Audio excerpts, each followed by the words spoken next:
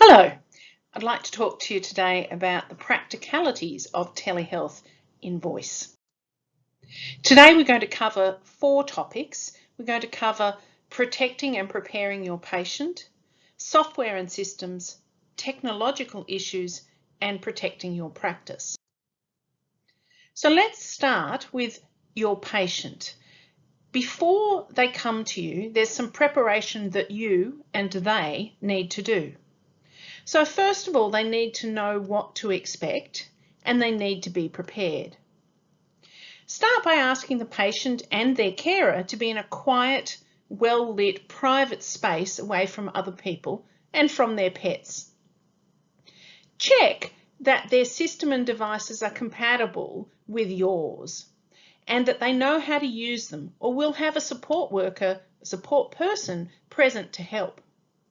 Ask them to have a USB plug-in headset microphone to ensure the sound quality and check it before the session if at all possible.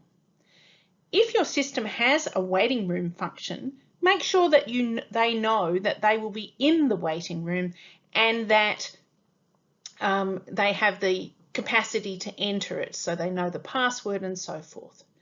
If you're working with a child, ask the parents to prepare the child and the setting with few visual distractions.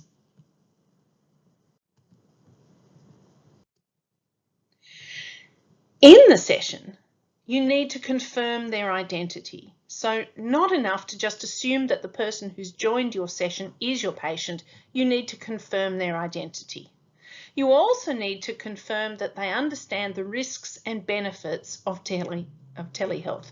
That means that they have given you informed consent. If you'd like to record them, obtain consent to record them at that point, using preferably a telehealth consent form. If they're going to be consenting verbally, they're going to say, yes, it's okay for you to record, then you will need to do this each session.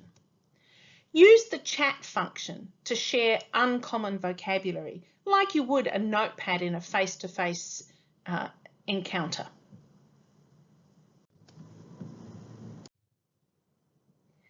Informed consent. You need to have informed consent to conduct telehealth. Telehealth is not the same as a face-to-face encounter, and for those of us who work in voice, we know that there may be some extra risks associated with telehealth in terms of voice quality and voice perception. So the consent form should cover both the benefits and the risks. In brief, the benefits of telehealth are a reduced risk of acquiring COVID-19 or any other disease while addressing the concern, potentially a reduced waiting time to see a clinician, particularly if we're having to clean more between clients and do that sanitisation between clients, avoiding the need to travel to the service, which is saving time to the clinician and potentially allowing the service to better look after them. In my case, I know that I'm doing the case histories by telehealth and then I'm seeing the client face-to-face, which is reducing the amount of time that they're spending face-to-face with me. It's important for your clients and your informed consent that you identify that it may not be that I, as the patient, get all of these benefits. It may only be some of these benefits. The risks of telehealth are reasonably obvious to those of us who work in voice and speech, but perhaps not so obvious to our patients. So a video consultation is not exactly the same and may not be as complete as a face-to-face service. There may be technical problems. Some problems may be initially missed or misdiagnosed. And although we use systems that meet the recommended standards to protect the privacy and security of video visits, we cannot be 100% sure that there won't be hacking or tapping into the video visit by outsiders. This risk is small, but it does exist. So your patient needs to either verbally or in writing confirm that they understand both the risks and the benefits of a telehealth consultation. So moving over to technology. On the screen is a list of free apps and software that you can use to conduct your telehealth assessments and interventions. Some of these might not be available in your jurisdiction, but the advantage of these is, of course, that they cost nothing, that they are generally familiar to both patients and clinicians because we use them in our personal lives, and they generally have low-tech requirements. So, for example, you only need a phone with a camera and a microphone inbuilt to use them. Disadvantages are around security and privacy, and in particular, where is the data being stored? Some systems limit the functions you can have, so they have a free version and a paid version, and the free version has limited capacity, say for example for recording, or it might be limited by time. For example, Zoom, the free version you get a maximum of 45 minutes and a maximum of 4 people in a Zoom room, whereas the paid version, both of those are unlimited. Finally, we need to consider with a free app or free software of any kind that what is being sold then is not the app and the service, but your data. And so you and your patient are agreeing potentially to advertisements or for your data to be on-sold. And this may be an issue for some patients. If we move on to the paid versions, you can see the list on the screen, and I point out that the ones with the star next to them are the ones that are designed specifically for health and medical settings. The advantages of paid systems, of course, are the opposite of the disadvantages of the free systems. So they have more functions, better security, and no advertisements. The disadvantages are that the security and privacy is still not perfect. These systems are often unfamiliar to patients and clinicians. Some of them are more complex to use, and some of them require more bandwidth or a higher speed. And if you're in a system where bandwidth or data speed is a problem, then you probably wouldn't want to go with one of the ones on the bottom of the screen in purple there. So how do you choose a telehealth technology? The first thing is it has to blend with the other technology that your practice uses. If you have all one brand of software, then it's a good idea to go with the recording system and the telehealth system that works with that system. So you may end up using Microsoft Teams because everything else you have is in Microsoft. You need to understand what the legal requirements are for encryption, data storage, and so forth in your locality. And then you need to know that the system you choose has those standards as a minimum. You need to understand the bandwidth and the speed required for effective use. If you're going to be working with people who have poor coverage, who are in rural and remote settings, then perhaps a high bandwidth, high speed, high quality video system is not what you need. And that of course then ties in with things like lag and buffering and sound quality. Now, most systems will describe the video features very well, but of course we're interested in sound. So we're interested in understanding what the minimum requirements are in the audio signal. For those of us who are speech pathologists, we're interested in reducing the clipping and compression of the audio signal and increasing the sampling of the audio signal as much as we can so that the voice quality is clear and we are able to use those recordings for analytic purposes. You need to know both the upload and download speed required and the storage capacity required, memory capacity required, and then is the system compatible with what's required for health records in your system? Finally, can it record easily, and where are the recordings stored? So are they stored on the cloud? If they're on the cloud, is that a secure place? And so forth. And you can see I'm very concerned about privacy and security. In health systems, this is the main limiting factor, that and the speed or bandwidth that's required. And that knocks out a number of the systems that we showed you on the previous slides. In technology, we often say that garbage in, garbage out. But the other piece of technology speak is the weakest link. The slowest link is the one that causes any delay or buffering. So consider it's not what you have, it's what your patients have. So if your patients are rural and remote, or they're older, then their technology may be slower. And so that is going to be the issue that limits which choices you have. When you are thinking about this, think about, does your patient have the capacity to download and install an app, or is someone available to help them? Do they have money to pay for data so that the video conference telehealth sessions can occur? So we need to consider their technological capacity and their capacity to pay for the technology. We also need to understand that if you're working with older patients, they may have a personally degraded signal, so they may be a hearing aid user, or they may have background noise, and both of these things may be problematic and help you in deciding which technology to choose. One of the things older patients sometimes have difficulty doing is managing multiple channels simultaneously. So if you use an app like Zoom, you get the materials on the screen, plus you get a chat function, plus you get the video of the clinician. And it may be this is too much information, and too much switching backwards and forwards could be confusing to an older or less cognitively intact patient.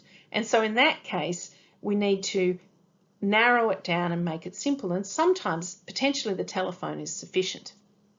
Finally, you need to consider cross-compatibility. If your patients are all using one operating system and you're using a different one, then you may have trouble. And I certainly know my friends who I use an Android phone, my friends who have a Mac phone send me photos and GIFs and I can't see them, even though I'm using the most recent version of Android and they're using the most recent version of the iPhone. Let's finish off with some handy hints, starting with audio. So let's turn off our mobile phones and turn other phones to silent. If you're in a clinic, ask your colleagues to move away with their phones, to not have conversations outside your office or outside your cubicle. Minimize the background noise, both for you and for the client, so close the door. Consider if the room has soft furnishings or soft surfaces, this can help. And you can add those just by putting something down on a hard surface. Both you and the patient should use a headset mic if at all possible. If you can't use a headset mic, use an external mic. So now, a headset mic, we want to have the headset at about 5 centimeters, as we do when we record. You don't want it straight in front. You want it slightly offset to the side so that it captures the best signal without a lot of breath noise. If you're using a microphone on a stand, place the microphone on a firm, flat surface as close as possible to the participants to ensure good audio quality. And in either case, avoid turning away from the microphone. As you can see in this recording, as I move away, my voice quality reduces. The signal is reduced because the microphone is directional. So do try to speak towards the microphone and not to turn away while you're talking, and ask your patient to do the same. Finally, ask your patient to speak at their normal volume. It is tempting to speak louder when you are talking to someone who is a long way away, and telehealth makes people think that the listener is a long way away. So ask them to speak at their normal volume, except of course when you're asking them to do tasks that indicate their voice quality, so whispering, singing, and loud voice. Finally, some video tips. Firstly, let's make sure there's good lighting in the room so that faces are clearly visible on the screen. Avoid backlighting and avoid very direct, strong light on a face like sunlight. You want diffuse lighting. If you can't get naturally diffuse lighting, then you want diffuse lighting that comes from pointing a lamp to a wall and having the light bounce. Check the camera gaze angle and adjust as necessary so that when you are looking at the camera, you're getting eye contact with your patient.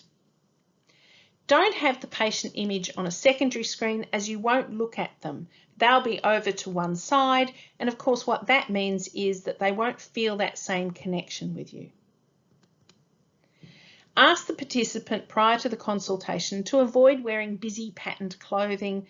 As you can see, I'm wearing a simple colour here, but you could just ask them not to wear very bright clashing colours and so forth, because that then can be difficult to look at on the screen.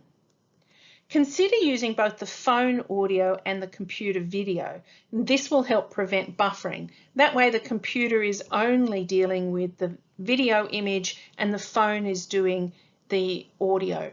That may cause delays and lag, and so you're going to have to play with it within your system. If at all possible, use the video, because the video gives us, this is a really good opportunity to see that somebody is straining, to see their posture, to see the facial expression. So if at all possible, use the video. And so that's our handy hints. Just a few more things and we're done. You should practice beforehand. You should practice screen sharing. You should practice using the chat function. There's a whole range of other things that are on the screen here. One of the things that you want to know is that your diagram is visually interpretable on the screen, that you have it available, and that you can then annotate it using an online drawing function, so that if you point to something, that your patient will see that. If you have anatomical models, can they be seen on the screen? You might want to use a virtual background. I haven't used one today. I don't mind you seeing my office, but you may wish to use a virtual background, and you may wish to suggest it to your patient. Some people are very embarrassed by what's behind them, and so you might give them that suggestion as part of your preparation for them. Do check your own sound. Do be prepared to switch from Wi-Fi to a phone hotspot if required, or use an Ethernet cable if you have one and that is possible. Sit next to your router if you need to. And consider putting all your other devices on airplane mode so they're not using up your bandwidth. So these are things you can attend to before you see your patient. And then we need to protect our practice. We need to make sure that we have suitable software and security, so consent, as we've described already. We need to consider online identity and make sure that we are being confidential of our own information and that we don't share passwords and logins inappropriately. You may want to use a virtual private network that will increase the security for your patients and for your practice. You do need to keep good records, particularly of consent to telehealth and consent to recording, and you do need to check the legal requirements where you are in terms of privacy and telecommunication. Finally, if you own a business, I would seek legal advice before commencing a telehealth service on any long-term basis. So finally, we're up to troubleshooting. So first things first, develop and maintain plans for managing the technical problems during the video consultation. So what will you do? What will your patient do? Make sure you share that plan with your patient and they know what phone number to call or whether you will call them back. And have troubleshooting guides for the common technical problems that might occur. So buffering, frozen screen, and so forth. And tell the patient what they can do. Many people will not have used the system that you choose to use, and so you need to give them that extra support. If your practice has someone available, then I would suggest you make a dedicated person in the practice who can provide on-the-spot technical support to your patients at a distance. So someone who's patient and technologically competent and who will walk them through changing the issues that dealing with the issues that they have. And so that is the end of my talk, and I'd say thank you and good luck.